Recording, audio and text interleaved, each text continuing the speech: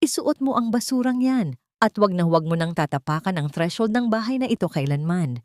Ang boses ni Don Roberto ay parang latigo na humahagupit sa bawat sulok ng marangyang opisina.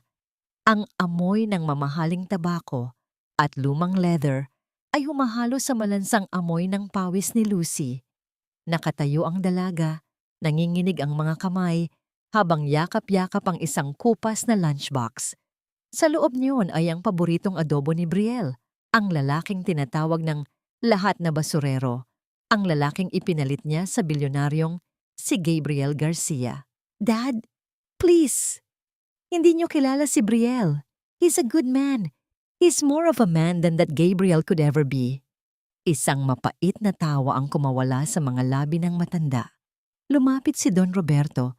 Ang kanyang mga sapatos na gawa sa balat ng buwaya ay naglalabas ng tunog ng awtoridad sa malamig na sahig na gawa sa puting marmol. Dinunggol niya ang balikat ni Lucy, sapat na para tumama ang likod ng dalaga sa matigas na gilid ng mesa. Good man? Isang hampas lupa na namamalimos sa kanto? Look at yourself, Lucy. You were a princess. Pero ngayon, amoy bawang ka na at mukhang katulong. This is the love you're talking about? Ang maging pulubi, bumagsak ang lunchbox sa sahig. Ang takip nito ay nayupi at ang sarsa ng adobo ay dahan-dahang umagos, mantsa sa maputing sahig na kasing dumi ng tingin ng lahat sa kanya ngayon. Ito ang ulam na pinaghirapan niyang lutuin. Ang ulam na binili niya gamit ang huling pera sa kanyang pitaka para lang may masarap na makain si Brielle pagkatapos ng maghapong pagtatrabaho sa pier. Ngunit sa mga mata ng kanyang ama, ang sakripisyong yon ay isang malaking katatawanan. Get out! Kung gusto mong mamuhay sa putik kasama ang daga mo, sige. Pero huwag kang aasa na kahit isang kusing ay may makukuha ka sa akin. From this day on, hindi kita anak. You are nothing but a stranger with a prestigious name that you just dragged into the mud. Hindi umiyak si Lucy. Ang mga luha niya ay tila natuyo na sa sobrang hapdi. Sa halip, naramdaman niya ang isang kakaibang pamamanhid na gumagapang mula sa kanyang mga talampakan, paakyat sa kanyang dibdib. Ang bawat tibok ng kanyang puso ay parang saksak ng karayom. Inisip niya si Brielle. Ang mga ngiti nito, ang gasgas na kamay na humahawak sa kanya nang may pag-iingat, ang pangakong hinding-hindi siya iiwan. Dahan-dahan niyang kinuha ang kupas na lunchbox. Ang metal nito ay malamig at gasgas. Hiling ng isang marangal na pag-ibig na ngayoy naging simbolo ng kanyang pagbagsak. Balang araw, Dad, maiintindihan niyo rin na ang halaga ng tao ay wala sa kapal ng pitaka niya. Bulong ni Lucy. Ang boses niya ay basag, ngunit may diing hindi matitibag. Lumabas siya ng mansyon ng walang dala, kundi ang lunchbox at ang suot na lumang bestida. Sa labas, ang ulan ay nagsimulang pumatak. Malalamig na kristal na humahalik sa kanyang balat, tila nakikiramay sa kanyang pagkawala. Naglakad siya patungo sa tagpuan nila ni Brielle sa ilalim ng tulay. Gusto niyang yakapin ang lalaki. Gusto niyang sabihin na wala na silang ibang kakampi kundi ang isa't isa. Ngunit pagdating niya sa madilim na sulok kung saan madalas silang magkita, isang anino ang nakatayo roon. Hindi ito ang Brielle na kilala niya. Ang lalaking nakatayo ay hindi suot ang maruming t-shirt na may butas. Nakatalikod ito. Suot ang isang itim na overcoat na halatang gawa sa pinakamahal na tela.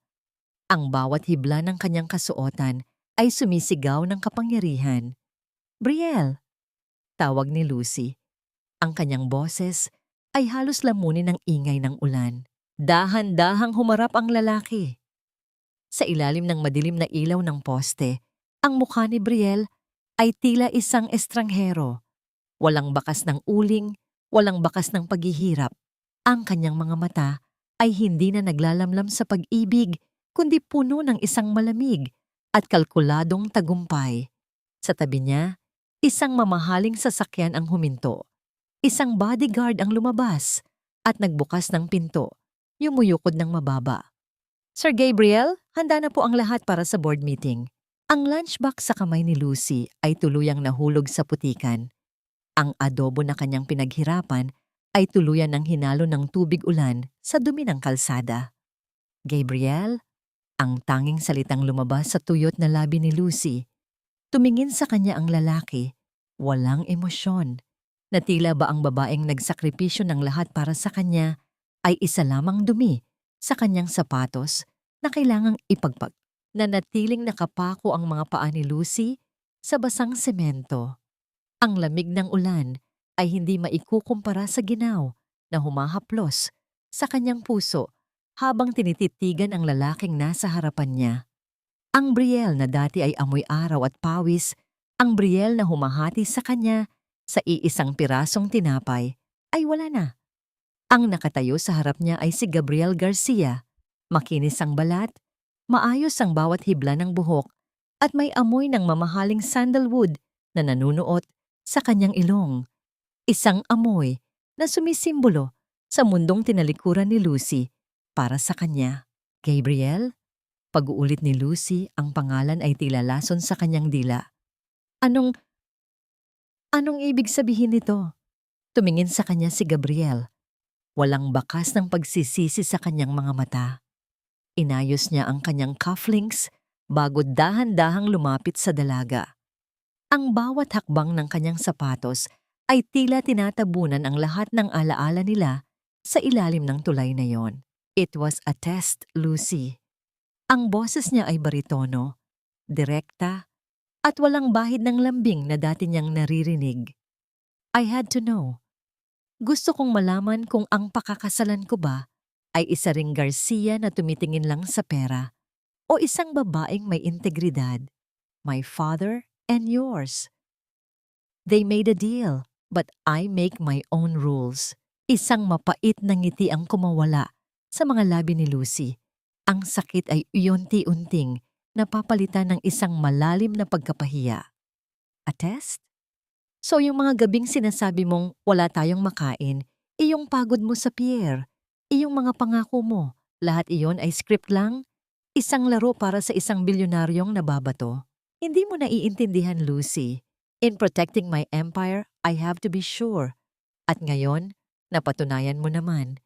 You chose me even when I had nothing. That makes you worthy of the Garcia name. Sabi ni Gabriel sabay lahad ng kanyang kamay na balot ng guwantes. Come, let's leave this filth. I have a room prepared for you sa hotel. Magpalit ka at pag-uusapan natin ang kasal. Tiningnan ni Lucy ang kamay na yon. Iyon ang kamay na akala niya ay magliligtas sa kanya. Ngunit iyon din pala ang kamay na humukay ng libingan para sa kanyang dignidad. Lumingon siya sa lunchbox na nakasubsob sa putik. Ang kanin at ulam na pinaghirapan niya ay wala nang pinagkaiba sa dumi ng kalsada. Worthy? Bulong ni Lucy. You think I did all of that para lang maging worthy sa pangalan mo? Gabriel, itinakwil ako ng tatay ko na wala ang lahat sa akin dahil naniwala ako sa Brielle na nakilala ko. But that man doesn't exist. He's just a mask you wore to entertain yourself. Don't be dramatic, Lucy. You won, didn't you? You're going to be Mrs. Garcia. Isn't that what every woman dreams of? Bahagyang tumaas ang kilay ni Gabriel, isang ekspresyong madalas niyang makita sa kanyang ama. Ang arrogance ng mga mayayaman ay bumabalot sa bawat salita nito. Hindi gumalaw si Lucy. Naramdaman niya ang pag-akyat ng init sa kanyang pisngi. Hindi dahil sa galit, kundi dahil sa matinding hiya para sa sarili. Ginamit siya. Ginawa siyang eksperimento. Habang siya ay handang mamatay para sa lalaking ito, ang lalaki naman ay nanonood lang sa kanya na parang isang langgam na sinusuri sa ilalim ng magnifying glass. I didn't win, Gabriel, sabi ni Lucy habang dahan-dahang umaatras. I lost everything the moment I trusted you. Saan ka pupunta? You have nothing. Your father disowned you. Wala kang pera. Wala kang matutuluyan.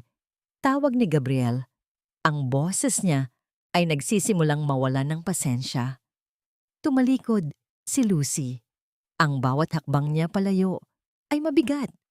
Tila ba ang putik sa kanyang mga paa ay humihila sa kanya pababa, ngunit hindi siya lumingon. Ang ulan ay patuloy na bumubuhos. Binubura ang mga bakas ng sapatos ni Gabriel sa paligid niya. I may have nothing, but at least hindi ako kasing dumi ng konsensya mo. Huling sabi ni Lucy bago siya tuluyang nilamon ng dilim ng eskinita. Naiwan si Gabriel sa ilalim ng tulay, nakatayo sa tabi ng kanyang mamahaling sasakyan. Pinanood niya ang pag-alis ng babaeng kaisa-isang tumingin sa kanya nang walang hinihintay na kapalit. Sa loob ng sasakyan, tumunog ang kanyang cellphone. Sir, tumatawag po si Don Roberto. Tinatanong niya kung kailan po itutuloy ang pirmahan ng merger. Sabi ng kanyang sekretarya mula sa loob. Tumingin si Gabriel sa dumi sa dulo ng kanyang sapatos. Isang bahid ng putik mula sa lunchbox ni Lucy. Tell him, the merger is on hold. May kailangan pa akong ayusin. Habang naglalakad si Lucy sa gitna ng baha, nanginginig ang kanyang buong katawan. Wala siyang matutuluyan. Ang tanging dala niya ay ang basang bestida at ang huling piraso ng kanyang pride. Ngunit sa bawat hakbang, isang sumpa ang nabubuo sa kanyang isip. Hindi siya babalik kay Gabriel. Hindi siya hihingi ng tulong sa kanyang ama. Kung kailangang mamuhay siya sa putik, gagawin niya. Hanggang sa mahanap niya ang paraan para bumangon at ipakita sa kanila na ang isang babaeng marunong magmahal ay ang babaeng pinakamapanganib kapag natutong lumaban. Ang bawat patak ng ulan sa bubog na yero ay tila mga martilyo na pumupukpok sa bungo ni Lucy. Bumalik siya sa barong-barong na itinuring niyang tahanan kasama si Brielle, ngunit ang bawat sulok nito ngayon ay tila nanunukso sa kanyang katangahan. Ang amoy ng kanal at basang lupa na dati ay tinitiis niya para sa pag-ibig, ngayon ay nanunuot sa kanyang ilong, gaya ng isang malansang katotohanan. Oh Lucy, akala ko ba sumama ka na doon sa lalaking nakasasakyan? Isang boses na puno ng pangungutya ang bumasag sa katahimikan. Si Aling Marites, ang kapitbahay nilang laging nakamasid, ay nakatayo sa pintuan habang paypay ang sarili. Ang kanyang mga mata ay tila mga patalim na hinihiwa. Ang basang anyo ni Lucy. Nakita namin kanina ha. Akala namin ay Cinderella story na itong drama nyo rito sa eskinita. Yun pala, iniwan ka lang din sa ulan. Ang sakit naman yan, Day. Akala mo ay naka-jackpot ka na. Yun pala ay itinapon ka lang na parang basahan. Hindi kumibo si Lucy. Pumasok siya sa loob at pilit na isinara ang pinto na gawa sa pinagtagpi-tagping plywood. Ngunit ang boses ni Aling Marites ay tumatagos pa rin sa mga bitak ng dingding. Huwag kang masyadong mataas, Lucy. Dito sa lugar namin, ang ganda ay hindi nakakain. At yung utang nyo sa tindahan ko, sino na ang magbabayad? Akala mo ba ay makakatakas ka dahil lang nagdrama ka sa ulan?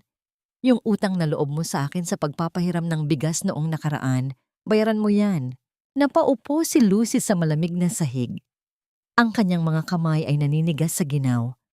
Tiningnan niya ang paligid, ang maliit na gasera, ang banig na manipis, at ang isang litrato nila ni Brielle na nakadikit sa dingding. Sa litratong yon, nakangiti ang lalaki, mukhang pagod, pero masaya. Isang malaking kasinungalingan, dahan-dahan niyang kinuha ang litrato at pinunit ito ng pino. Walang tunog ang kanyang pag-iyak. Ang kanyang mga balikat ay nayayanig lamang sa bigat ng bawat higbi na pilit niyang ikinukubli. Nararamdaman niya ang matinding hiya, ang kahihiyang hatid ng pagiging biktima ng isang laro. Isang laro na ang taya ay ang kanyang buong buhay at kinabukasan. Ganito na lang ba ang halaga ko? Bulong niya sa sarili habang ang kanyang paningin ay lumalabo. Isang eksperimento? Isang libangan para sa mga taong hindi alam ang kahulugan ng gutom? Tumayo siya at lumapit sa maliit na salamin na may lamat. Nakita niya ang isang babaeng hindi na niya kilala. Ang Lucy na lumaking may yaya, ang Lucy na nag-aral sa pinakamahuhusay na paaralan, ay wala na. Ngunit sa likod ng mga matang puno ng pait, may isang bagong apoy na nagsisimulang maglaro. Hindi siya babalik sa mansyon ng kanyang ama para lumuhod at aminin na nagkamali siya. lalo namang hindi siya luluhod kay Gabriel para tanggapin ang limos nitong kasal. Kinuha niya ang isang lumang gunting sa ibabaw ng mesa. Sa harap ng salamin, hinawakan niya ang kanyang mahabang buhok. Ang buhok na laging hinahaplos ni Brielle, ang buhok na simbolo ng kanyang pagiging prinsesa. Sa isang mabilis na galaw, ginupit niya ito ng maikli at hindi pantay. Ang mga hibla ng buhok ay nagbagsakan sa sahig, tila mga itim na talulot ng isang bulaklak na nalalanta. Hindi na ako ang Lucy na lalaruin niyo lang, anya sa kanyang refleksyon. Kinaumagahan, bago pa sumikat ang araw, lumabas si Lucy dala ang isang maliit na bag. Ang kanyang mukha ay seryoso. Ang kanyang tindig ay hindi na gaya ng isang biktima. Habang naglalakad siya palabas ng eskinita, nakita niya ang isang itim na kotse na nakaparada sa malayo. Alam niyang tauhan iyon ni Gabriel na nagmamanman sa kanya. Tumigil si Lucy sa tapat ng kotse. Kumatok siya sa bintana nito. Nang bumaba ang salamin, tumambad ang isang lalaking nakasuit. "Sabihin mo sa amo mo," panimula ni Lucy. Ang boses niya ay kasing lamig ng asero. Ang test niya ay tapos na. At ang resulta? Bagsak siya. Huwag na siyang magpapakita sa akin dahil sa susunod na magkita tayo, sisiguraduhin kong siya naman ang luluhod sa putikan. Hindi na niya hinintay ang sagot ng tauhan. Naglakad siya palayo, direkta sa gitna ng mataong kalsada ng Maynila. Ngunit sa gitna ng kanyang determinasyon, isang bagay ang hindi niya inaasahan. Isang pamilyar na boses ang tumawag sa kanyang pangalan mula sa isang lumang kariton ng basura. Isang boses na puno ng takot at pagmamadali. "Lucy! Lucy! Kailangan mong magtago. May mga taong naghahanap sa'yo." At hindi sila tauhan ni Gabriel. Napalingon si Lucy sa pinagmulan ng boses.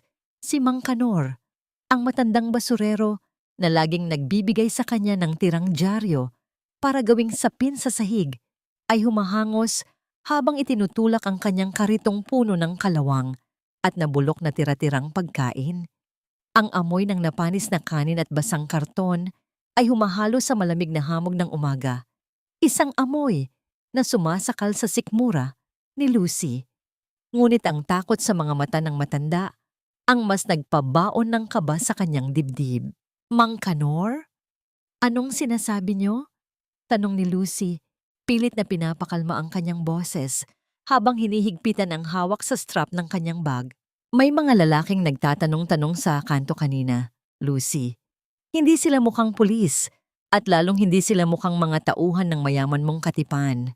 Bulong ng matanda. Ang kanyang mga kamay na puno ng kalyo ay nanginginig. "Mga barumbado sila. May mga tattoo sa braso at may dalang mga litrato mo.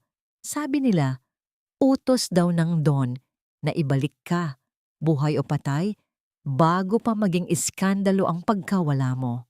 Naramdaman ni Lucy ang mabilis na pagtibok ng kanyang puso. Tila isang tambol na nagbababala ng panganib. Ang kanyang ama, si Don Roberto. Hindi lang pala sapat dito ang itakwil siya.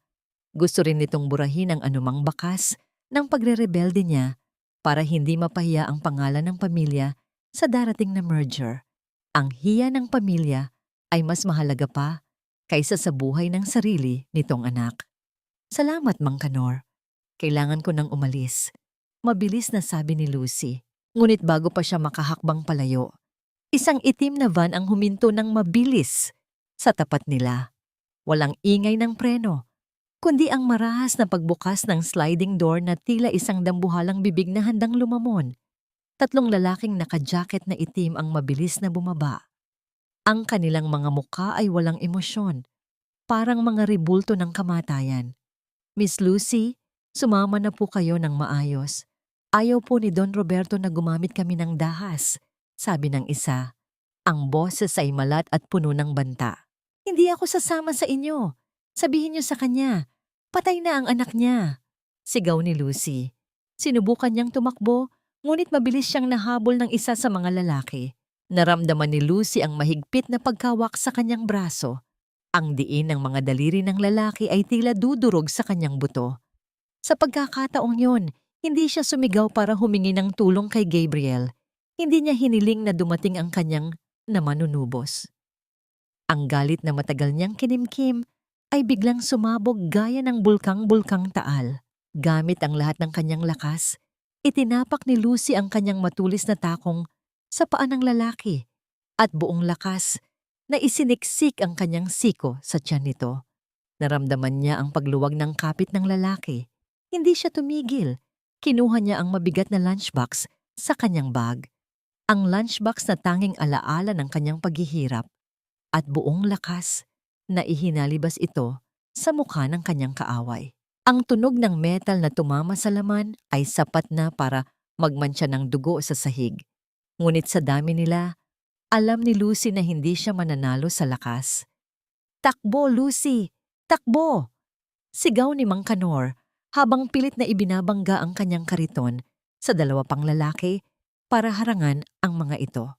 Naglabasan ang mga basura mula sa kariton, mga plastik, basag na bote at malansang dumi na naging hadlang sa pagitan ni Lucy at ng mga humahabol sa kanya. Hindi lumingon si Lucy. Tumakbo siya patungo sa mas masikip na eskinita. Ang kanyang mga bagong gupit na buhok ay humahampas sa kanyang mukha. Napunta siya sa isang dead end. Sa harap niya ay isang mataas na pader na puno ng graffiti at sa likod niya ay ang papalapit na mga yabag ng sapatos ng mga tauhan ng kanyang ama. Ang kanyang hininga ay gipit. Ang kanyang baga ay tila nasusunog sa bawat langhap ng maruming hangin. Ngunit sa gitna ng desperasyon, isang pinto sa gilid ng eskinita ang dahan-dahang bumukas. Isang kamay na maputi at may suot. Namamahaling singsing ang humila sa kanya papasok bago pa man siya maabutan ng mga lalaki. "Huwag kang maingay kung gusto mong mabuhay," bulong ng isang boses ng babae. Tiningnan ni Lucy ang babaeng nagligtas sa kanya. Hindi ito si Gabriel at hindi ito ang kanyang ama. Ito ay si Sofia, ang babaeng ipinakilala sa kanya noon bilang kabit ng kanyang ama, ang babaeng kinamumuhian niya sa buong buhay niya. Bakit mo ako tinutulungan?" Hingal na tanong ni Lucy habang nakasandal sa malamig na pader ng isang abandonadong bodega. Ngumiti si Sofia, isang ngiting puno ng pait at lihim. "Dahil pareho tayong biktima ng utang na loob sa tatay mo, Lucy. At dahil alam ko kung nasaan ang mga ebidensyang wawasak sa kanya at kay Gabriel Garcia, ang loob ng bodega ay nababalot ng makapal na alikabok na sumasayaw sa ilalim ng iisang bombilya. Ang amoy ng lumang krudo at kinakalawang na bakal ay humahalo sa halimuyak ng mamahaling pabango ni Sofia, isang amoy na tila sampal sa kasalukuyang kalagayan ni Lucy. Nakatayo si Sofia sa harap ng isang silya. Ang kanyang tindig ay kasing ituwid ng isang reyna, habang ang kanyang mga mata ay matiyagang sinusuri ang duguan at basang anyo ni Lucy. "You look like a mess, Lucy. Pero honestly, bagay sa'yo ang maikling hair. It makes you look like you finally have a spine." Panimula ni Sofia, ang kanyang boses ay may halong pait at paghanga. "Huwag tayong magbulahan, Sofia. Magkaaway tayo," direktang sabi ni Lucy habang pilit na pinapakalma ang kanyang nanginginig na mga binti. "Ginamit mo ang tatay ko para makuha ang lahat ng luho mo. Bakit mo ako tinutulungan ngayon? Is this another trap?" Tumawa si Sofia, isang tawang walang katuwaan na nagtapos sa isang mabigat na buntong hininga. "Ginamit? No, Lucy. Inalipin. I was his secret because he needed a place to hide his dirty money and his dirtier secrets. My utang na loob to him is a debt that can never be paid because he made sure I lost everything first before he saved me. Parang ikaw at parang ang ginawa ni Gabriel Garcia sa'yo." Lumapit si Sofia at may inilapag na isang envelope sa ibabaw ng isang kahoy na crate. Ang tunog ng papel na tumatama sa kahoy ay tila isang hatol na nagpatahimik sa paligid. "Open it. You think Gabriel was just playing a social experiment? You're too naive, girl. Hindi siya nagkunwaring pulubi para lang subukan ang puso mo. He did that para masiguro na hindi mo malalaman ang totoong dahilan kung bakit kailangan niyang pakasalan ang isang Garcia. Nanginginig ang mga daliri ni Lucy habang binubuksan ang envelope. Sa loob ay mga dokumentong may tatak ng bangko at mga litratong kuha sa isang madilim na opisina. May mga pirma roon na pamilyar sa kanya. Ang pirma ng kanyang ama at ang pirma ni Gabriel Garcia. The merger isn't just a business move, Lucy. It's a massive money laundering scheme. Your father is bankrupt. Nilustay niya ang inheritance na iniwan sa iyo ng mommy mo sa mga sugal at maling investment. Gabriel's family, they are the ones providing the clean money to cover up the hole. And you? You were the collateral. Ang kasal niyo ang magsisilbing semento para walang bumitaw sa usapan. Naramdaman ni Lucy ang pag-ikot ng kanyang sikmura. Ang bawat salita ni Sofia ay parang isang kutsilyong dahan-dahang humihiwa sa kanyang pagkatao. Ang Brielle na minahal niya. Ang lalaking akala niya ay nagturo sa kanya ng tunay na kahulugan ng buhay ay bahagi ng isang mas malaking krimen. Ang pag-ibig na akala niya ay totoo ay isa lamang distraction para hindi niya mapansin na unti-unti na siyang ninanakawan ng sarili niyang kadugo. So, he pretended to be poor para makuha ang tiwala ko, para masiguro na kahit anong mangyari, hinding-hindi ko siya iiwan dahil mahal ko siya. Tanong ni Lucy. Ang kanyang boses ay halos pabulong na sa tindi ng sakit. Exactly. He played the hero so he wouldn't look like the thief that he is. Sagot ni Sofia. And your father? He wants you back because the merger cannot happen without your signature on the trust fund papers. If you disappear or die, the money stays frozen. Kaya kanya pinapahabol sa mga goons niya. Hindi kanya anak, Lucy. You are just a key to a vault. Napahawak si Lucy sa kanyang dibdib. Ang hapdi ay hindi na lang dahil sa pag-ibig na nawala, kundi dahil sa pagkilala sa katotohanang ang buong buhay niya ay binuo sa isang pundasyon ng kasinungalingan. Ang kanyang ama na lagi niyang iginagalang dahil sa utang na loob, sa pagpapalaki sa kanya, at si Gabriel na akala niya ay ang kanyang soulmate. Pareho silang mga bitre na naghihintay na mamatay ang kanyang huling pag-asa. Ano ang gagawin ko? Tanong ni Lucy. Lumingon siya kay Sofia. Sa unang pagkakataon, hindi niya nakita ang kaaway, kundi ang isang babaeng pareho niyang sawi sa kamay ng mga mapangaping lalaki. Don't cry, Lucy. Anger is more useful than tears. Sabi ni Sofia habang kinukuha ang isang maliit na USB mula sa kanyang bulsa. I have the digital logs, everything. But I can't expose them alone. I need someone from the inside. Someone na may legal rights sa mga properties ng mga Garcia at Roberto. Tumayo ng tuwid si Lucy. Inayos niya ang kanyang maikling buhok. Ang bawat hibla nito ay tila nagiging kasing talim ng asero. Ang kanyang hiya ay wala na. Pinalitan na ito ng isang malamig at kalkuladong determination. Hindi ko lang sila wawasakin, Sofia. Anya, ang kanyang mga mata ay nagniningning sa ilalim ng iisang ilaw ng bodega. Ibubulgar ko sa buong mundo kung gaano sila kadumi.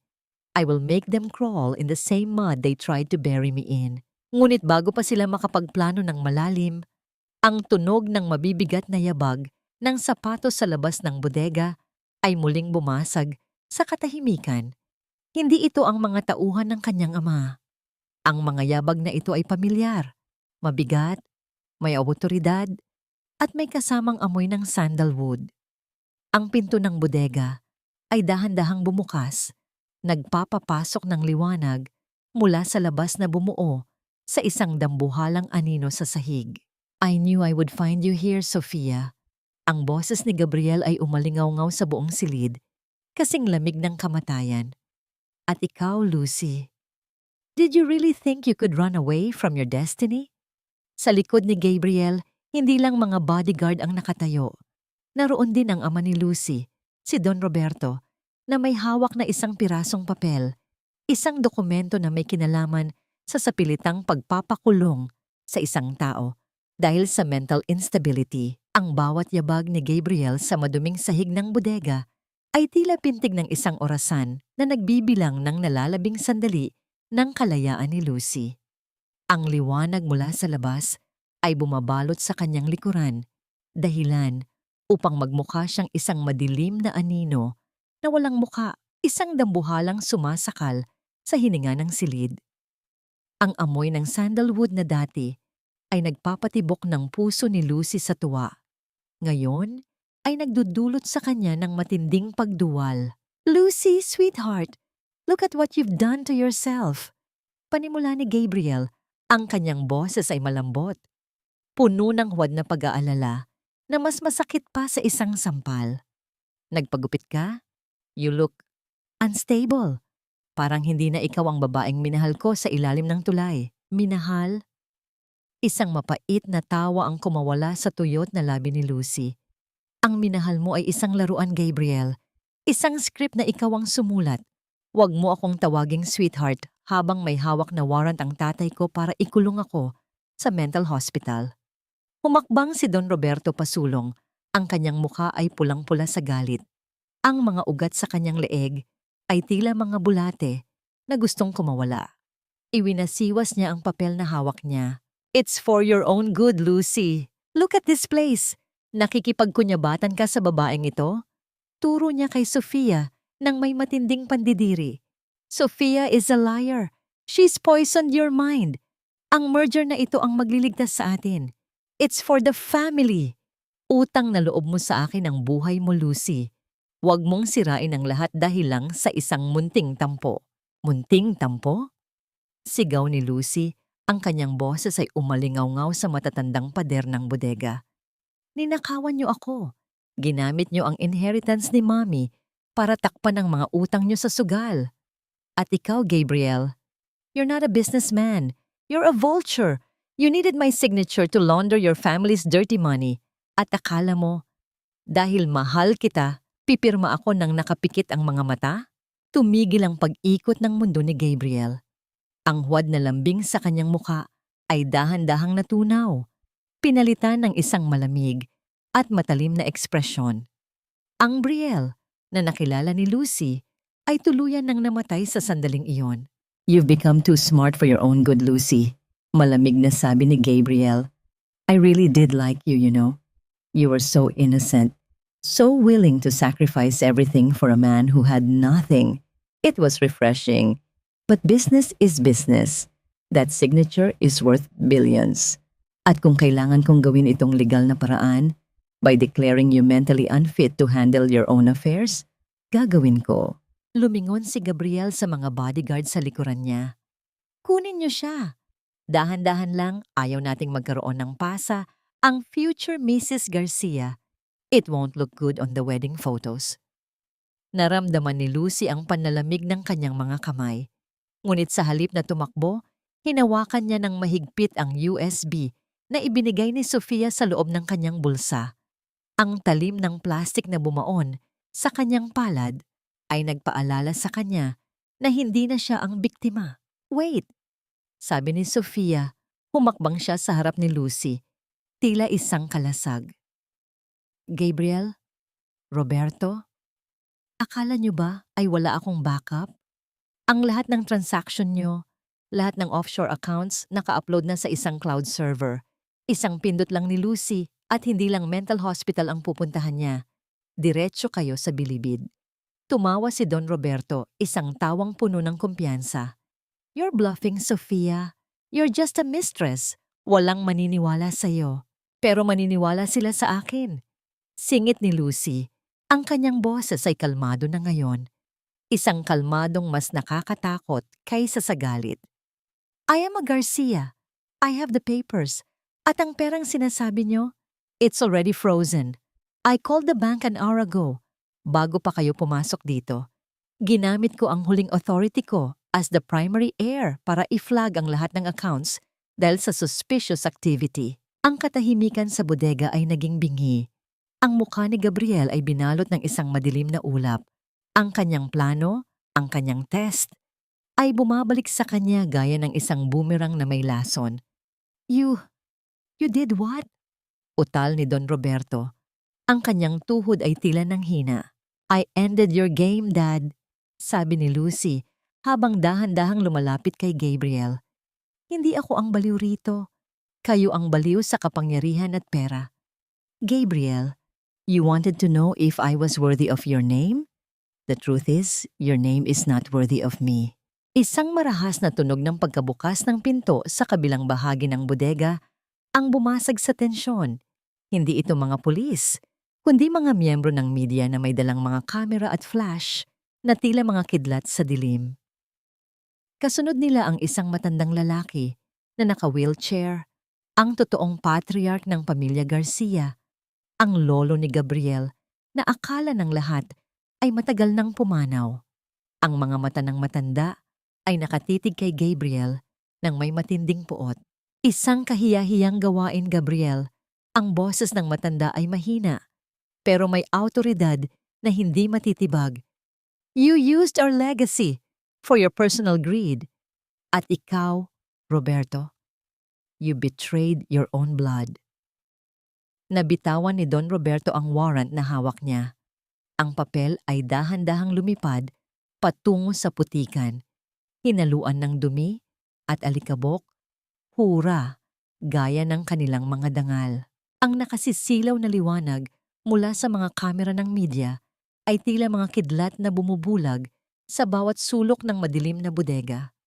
Ang init na ibinubuga ng mga floodlight ay humahalo sa malansang amoy ng alikabok at krudo na nagbibigay ng pakiramdam ng isang impyernong uent-unting bumubukas. Sa gitna ng kaguluhang ito, nakatayo si Lucy, tuwid, matatag, ngunit nararamdaman ang matinding panginginig ng kanyang mga kalamnan sa ilalim ng kanyang balat. Lolo, bakit? Paano? Ang tanging naisambit ni Gabriel, ang kanyang boses ay naging manipis at basag, malayo sa mapangaping tono na ginamit niya kanina lamang. Ang kanyang mukha na dati ay puno ng kumpiyansa ay ngayoy kasing puti ng papel.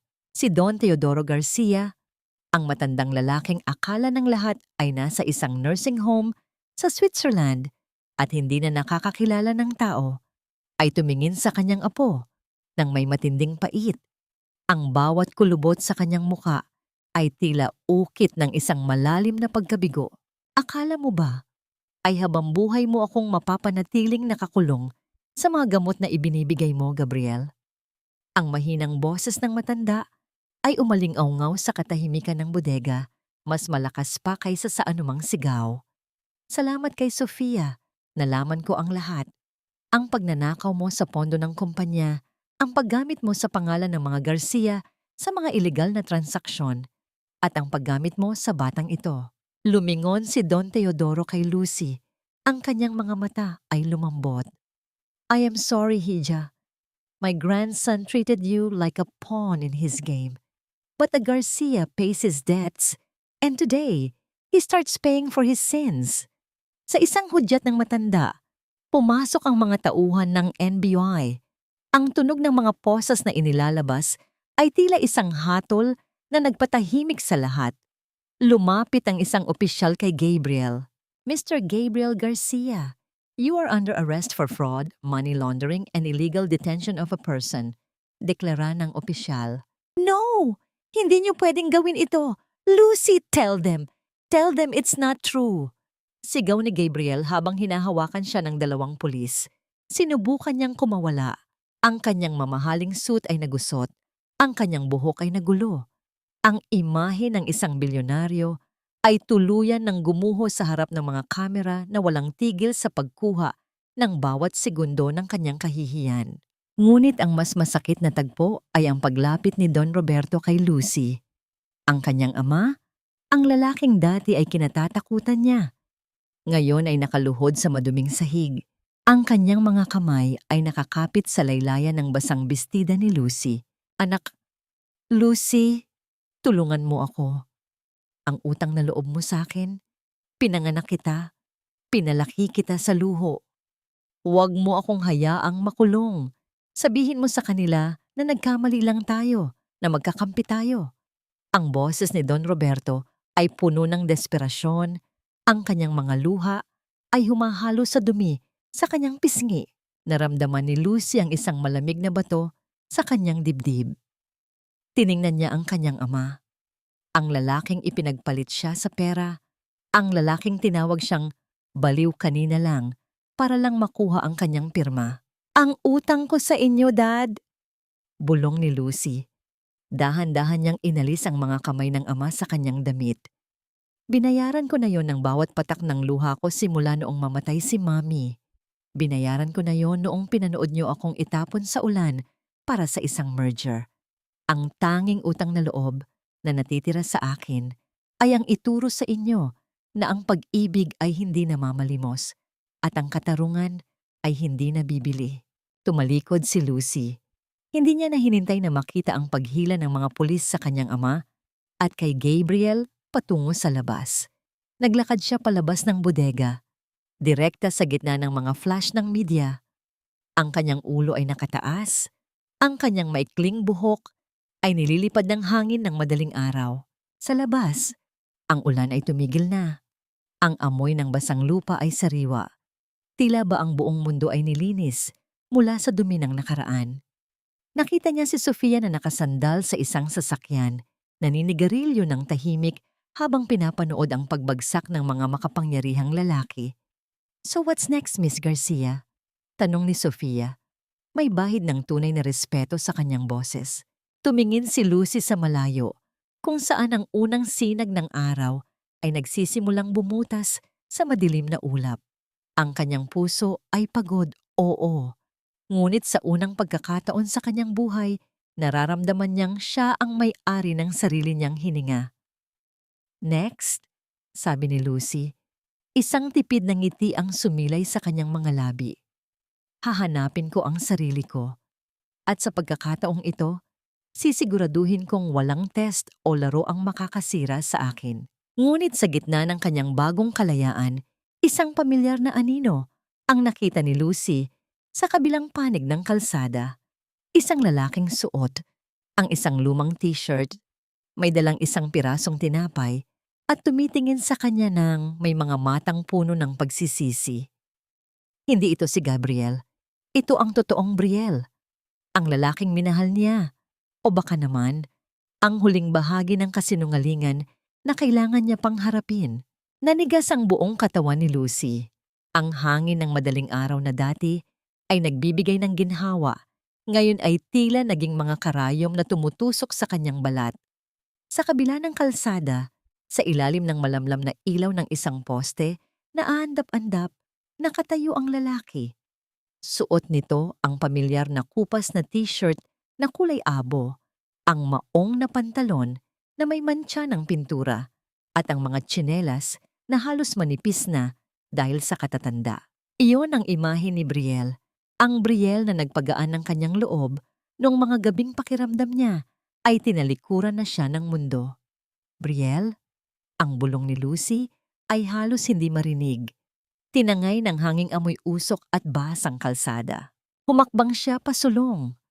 Ang kanyang puso ay tumitibok ng mabilis, isang halo ng takot at isang hibla ng pag-asang pilit niyang pinapatay.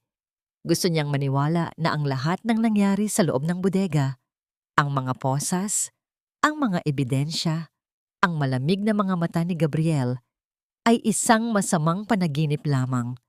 Gusto niyang maniwala na narito ang kanyang Brielle para sabihing nagkamali lang ang lahat. Ngunit nang makalapit siya, unti-unting nagbago ang anyo ng lalaki. Ang kanyang muka ay hindi kasing kinis ng kay Gabriel.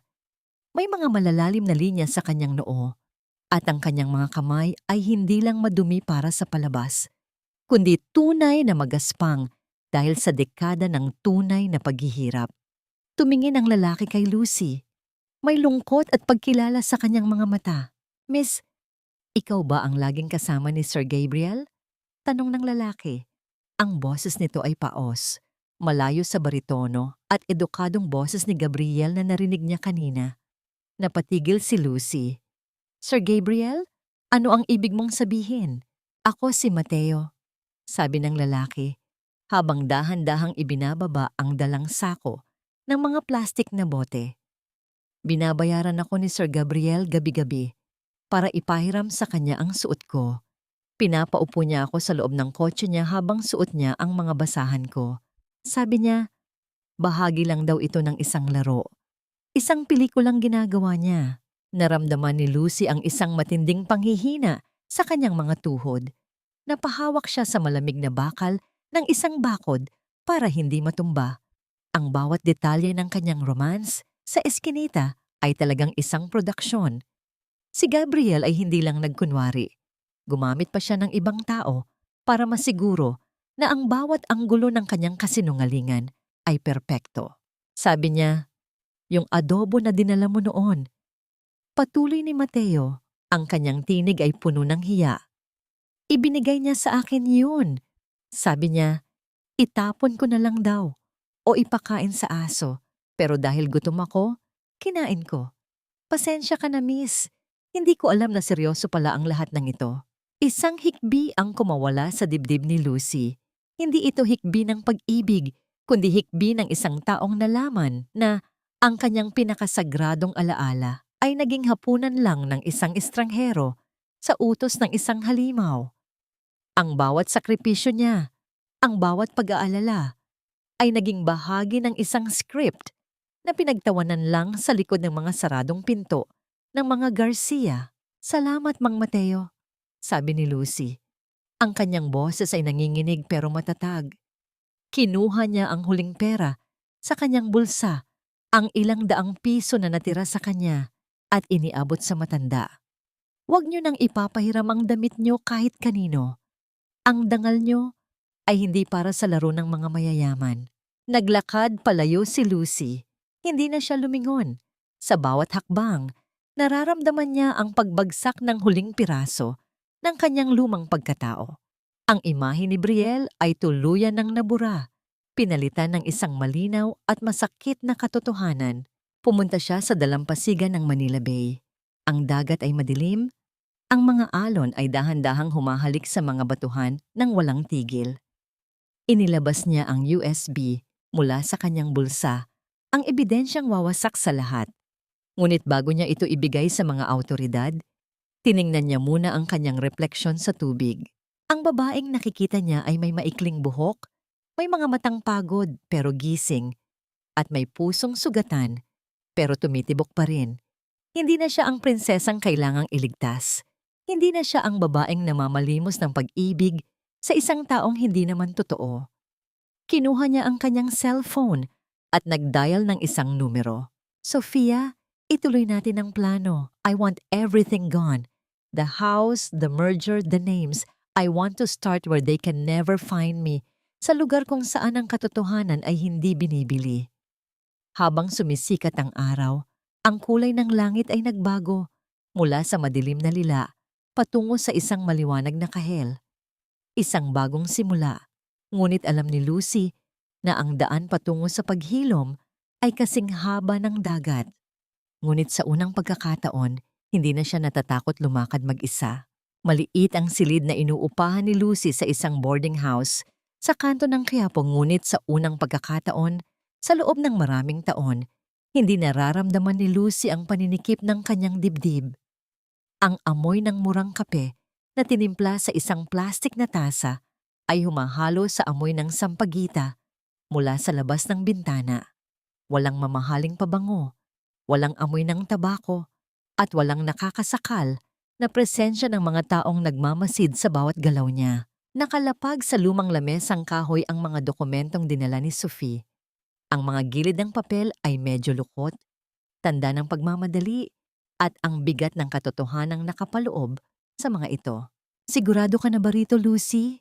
Tanong ni Sofia habang nakaupo sa isang plastik na silya. Suot niya ang isang malaking salamin para itago ang kanyang mga pagod na mata.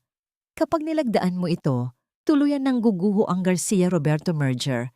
Hindi lang sila mawawalan ng pera, mawawalan sila ng pangalan.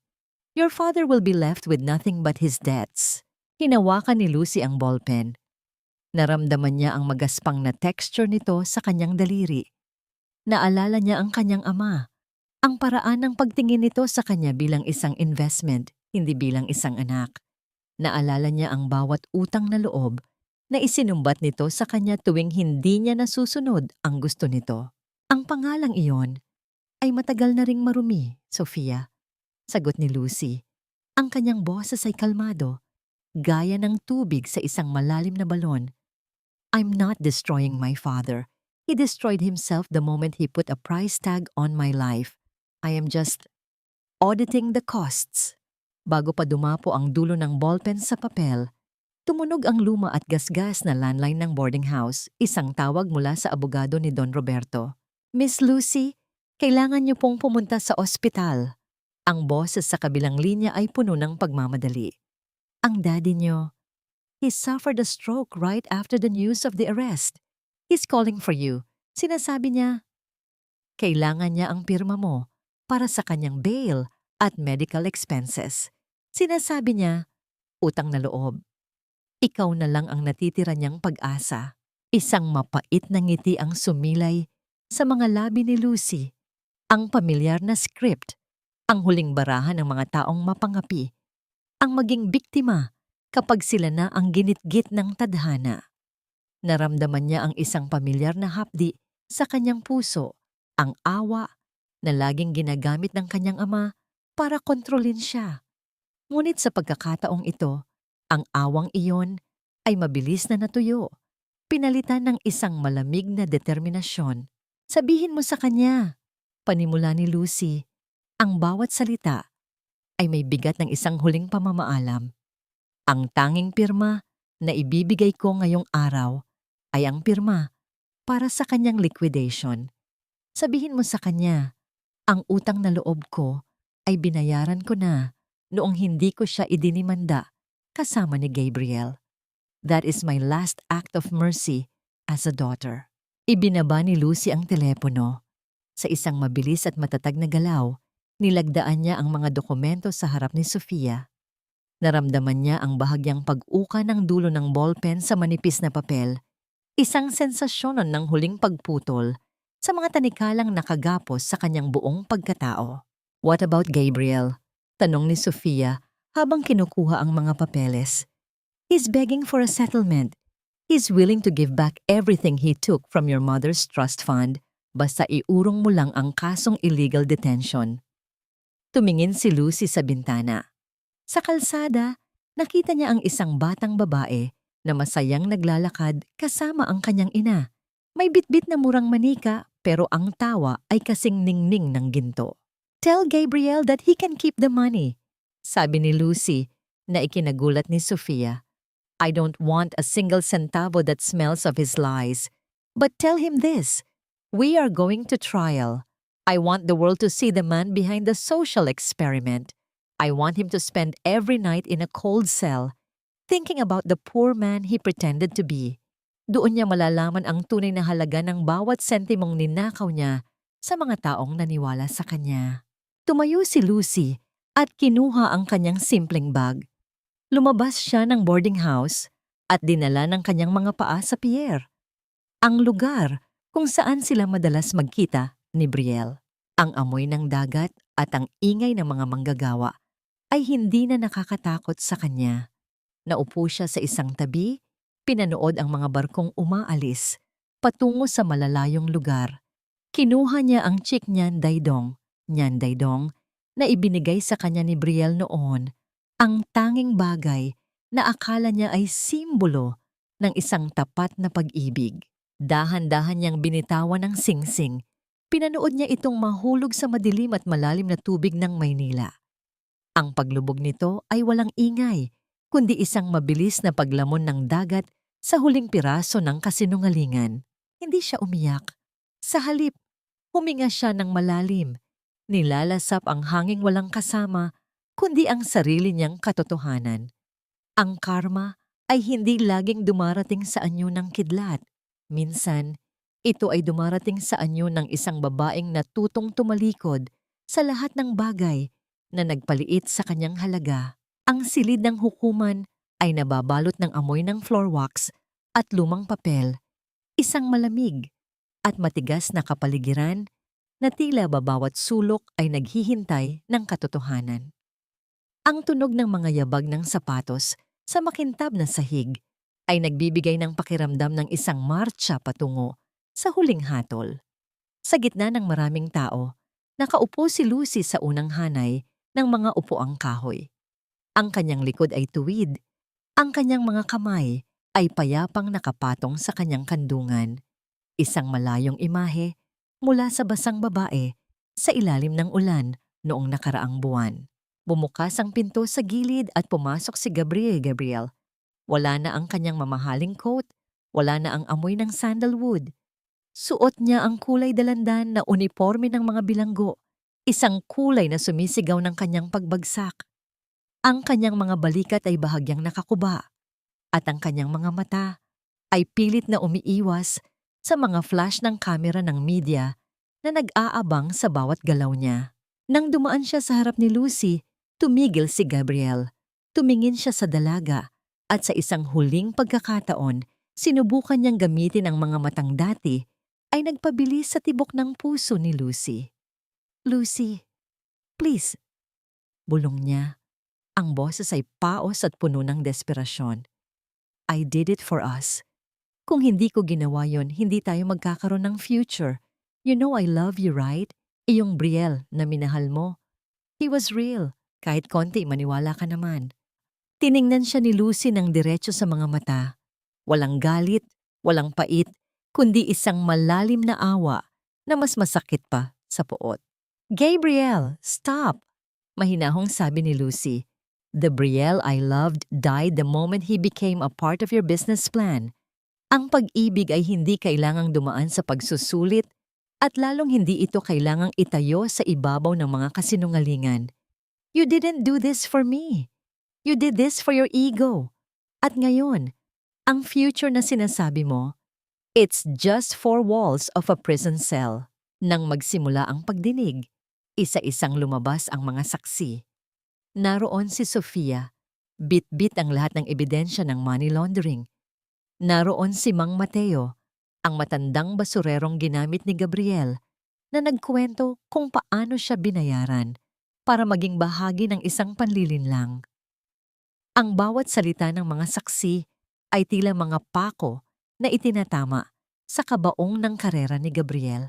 Sa kabilang panig ng silid, nakita ni Lucy ang kanyang ama, si Don Roberto, na nakaupo sa isang wheelchair sa gilid ng kanyang abogado. Ang kalahati ng kanyang muka ay bahagyang nakalaylay dahil sa stroke, at ang kanyang mga mata ay puno ng hiya, habang ang kanyang mga ilegal na gawain ay binabasa sa harap ng publiko. Ang kanyang imperyo, ang pangalang pinahalagahan niya, higit sa kanyang anak, ay unti-unti nang naglalaho gaya ng usok. Matapos ang mahabang oras ng paglilitis, tumayo si Lucy para sa kanyang huling pahayag. Hindi siya naglabas ng mga dokumento.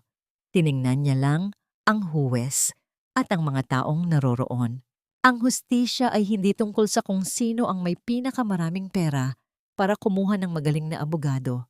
Panimula ni Lucy, ang boses niya ay malinaw na umalingaw sa buong silid.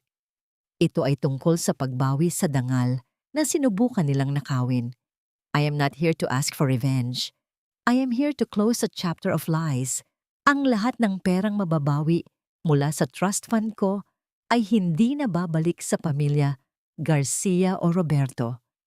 Ititayo ko ang Brielle Foundation, isang center para sa mga biktima ng domestic fraud at financial abuse. Ang pangalang Brielle ay hindi na magiging simbolo ng kasinungalingan, kundi ng pag-asa para sa mga taong gaya ko." Nang ilabas ang hatol na guilty, walang sigawan. Ang narinig lamang ay ang mabigat na paghinga ni Gabriel at ang mahinang paghikbi ni Don Roberto. Para kay Lucy, ang tunog na yon ay hindi tagumpay, kundi ang pagtatapos ng isang mahabang gabi. Lumabas si Lucy ng courthouse. Ang araw ay mataas na sa langit, nagbibigay ng init na hindi nakakapaso, kundi nakakapagpaginhawa. Nakita niya si Sofia na naghihintay sa labas. May dalang isang maliit na bouquet ng mga puting rosas. "It's over, Lucy! Malaya ka na!" sabi ni Sofia habang iniabot ang mga bulaklak. Hindi pa, Sofia. Ngiti ni Lucy habang inaamoy ang bango ng mga rosas. Magsisimula pa lang ako. At sa pagkakataong ito, wala nang script. Ako na ang susulat ng sarili kong kwento. Naglakad siya patungo sa kanyang lumang sasakyan, hindi lumingon sa mga reporter, at hindi na inisip ang nakaraan. Sa bawat pag-ikot ng gulong palayo sa lugar na yon, nararamdaman ni Lucy ang uwent-unting paghilom ng kanyang sugatang puso. Ang pag-ibig ay hindi na isang bagay na kailangang ipaglaban o limos, kundi isang bagay na matatagpuan sa loob ng kanyang sariling katapangan. Isang taon ang lumipas. Isang maliit na center sa tabi ng isang parke ang binuksan ni Lucy. Simple lang ang gusali, ngunit puno ito ng liwanag. Doon, tinutulungan niya ang mga kababaihan at mga taong gaya ni Mang Mateo na mahanap ang kanilang boses sa lipunan. Si Don Roberto ay nananatili sa isang tahimik na nursing home kung saan binibisita siya ni Lucy tuwing linggo. Hindi sila nag-uusap tungkol sa negosyo o pera. Pinapanood lang nila ang paglubog ng araw, tila dalawang estranghero na sinusubukang buuin ang isang nasirang tulay. Si Gabriel naman ay nananatili sa loob ng kulungan, kung saan ang kanyang tanging kasama ay ang mga alaala ng isang buhay na itinayo sa buhangin. Isang hapon, habang naglalakad si Lucy sa parke, isang lalaki ang lumapit sa kanya para magtanong ng direksyon. Ang lalaki ay simple lang ang suot, may tapat na ngiti at hindi nagtatago ng anuman. Sa sandaling iyon, hindi naramdaman ni Lucy ang takot o pagdududa. Ngumiti si Lucy, itinuro ang daan at nagpatuloy sa kanyang paglalakad. Alam niyang sa bawat hakbang niya, dala niya ang aral ng nakaraan na ang pinakamagandang uri ng pag-ibig ay ang pag-ibig na nagpapalaya at ang pinakamatamis na karma ay ang makita ang iyong sarili na masaya sa kabila ng lahat ng pagsubok.